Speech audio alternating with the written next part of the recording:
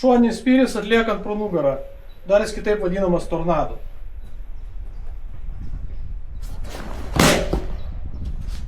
Taigi, mokinant į šitą spyrį, labai svarbu yra galva, galvos darbas. Šis spyris prasideda nuo galvos darbo. Stovint stovėsenoj, kai pėdos yra beveik ant vienos linijos, pirmas dalykas, kas yra, tai yra posūkis pro nugarą ir žvilgsnis. Mes žiūrime letenėlę, sukamės ir kuo greičiau turime pro petį akies kraštų pagauti letenėlę. Pėdos prasisuka. Taigi, pradedant treniruoti šitą spyrį, reikia treniruotis pradėti nuo šio posūkio. Hop, grįžom. Hop, grįžom. Koordinacija ir lygsvara. Svarbus momentai. Antra dalis, kai mes jau išmokome sukti greitai galvą, pagauti akies kraštų letenėlę, turime atlikti greitą žingsnį pro nugarą.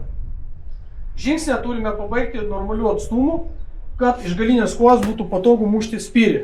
Reiškia, turime atsidurti ne per arti ir ne per toli. Taigi veiksmas toksai. Mes atsistojam ir darome hop, žingsnelis. Grįžom atgal, stojam stovėsenoj, hop, žingsnelis. Stabili stovėsena.